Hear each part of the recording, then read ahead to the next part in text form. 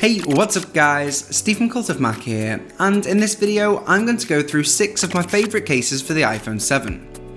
As beautiful as the iPhone 7 is, it's by far the easiest scratching iPhone I can remember. As a result, having a good case can be a lifesaver, or at least a phone saver. So let's get started.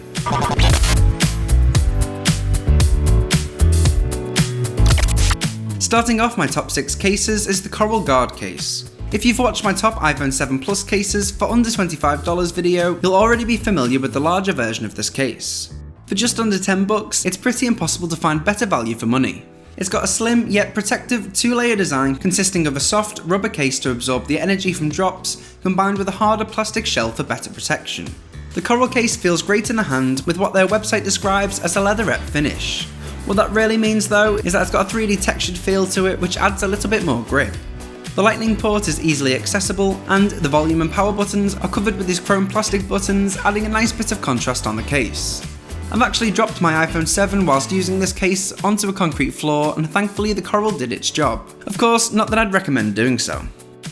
If you were disappointed that the iPhone 7 wasn't truly waterproof, by which I mean you can't go below 1 meter for no longer than 30 minutes, the Dog and Bone Wetsuit could be the case for you. Not only does it protect your iPhone from knocks and drops of up to 6.6 feet, but it's also IP68 certified for waterproof use. So your iPhone 7 can now go toe-to-toe with the Galaxy S7, meaning your iPhone can now be submerged up to 2 meters for an hour. The top of the screen is, well, topless, so you can interact with your screen directly, with the case creating a tight seal around the screen, so there's no annoying plastic cover. Although don't think that you'll be able to text while snorkeling. Plus, Touch ID isn't obstructed and works perfectly fine through the case. This is also one of the slimmest waterproof cases, coming in at just 11.5mm, so thankfully it adds minimal bulk. I thought having such a protective case would then dampen the sound quality for both the speakers and microphone and maybe impact the quality of the camera. But the sound is still nice and clear and the pictures look great. Even if you're not planning to take your iPhone swimming with you, it's great for anyone who's in constant contact with liquids to protect your iPhone. Next on the list is the Shield On case, which again I covered the larger brother of in my 7 Plus video. It's made out of genuine leather and has a good combination of protection, character and style. You get various added extras here, with a card holder with 3 slots, a side pocket for cash, and a handy magnetic lock to keep it all safe and secure. You even get a kickstand, something more seen in iPad cases, to let you keep your phone vertical or horizontal when watching videos. This carbon fibre style case is the Pataka iPhone 7 case, and is actually made of aramid fibres, which are strong, heat-resistant synthetic fibres which are used in bulletproof armour and within the aerospace industry. The case itself is extremely thin at just 0.03 inches, and it's so light that you won't feel a difference. Now, I'm not saying by any means that this case will save your iPhone from a bullet, as it's far too thin, but you can check out my tests on the iPhone 6 version using an airsoft gun to see the results. But despite its slim size, it's still extremely protective for the back of your phone and can absorb energy from a drop or knock. The case also has a great, subtle texture and is super scratch resistant, so it stays looking like a brand new case for longer. The only downside is the rubber rings around the camera, which are there to protect the protruding lens. They're great in theory, but they easily fall out when using the case. Luckily, it comes with a spare.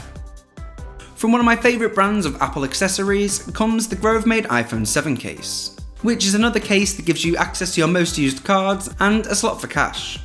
It comes in 2 different finishes, including this walnut and black leather I have here, as well as a maple and tan finish. It consists of a minimal wooden frame, which is full of nice little details including the interlocking corners and expertly made buttons, which again are made from wood. Plus a leather folding front to protect your screen from scratches. I've said it time and time again about Grove Made, but their products are always beautifully presented and hand finished, and the quality is easy to see and feel.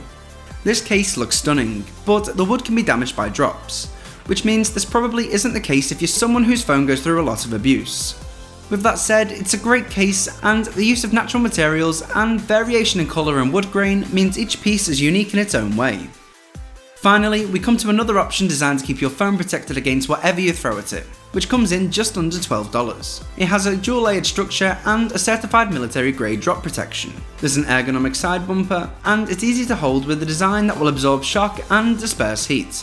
So if it's protection you're after, you can't go wrong with this case. Well, that's it for this video, but let me know in the comments section down below which iPhone 7 case was your favourite. Also, if you enjoyed this video, go ahead and hit that like button, and don't forget to hit subscribe so you don't miss a single video from Cult of Mac. I'll catch you in the next one.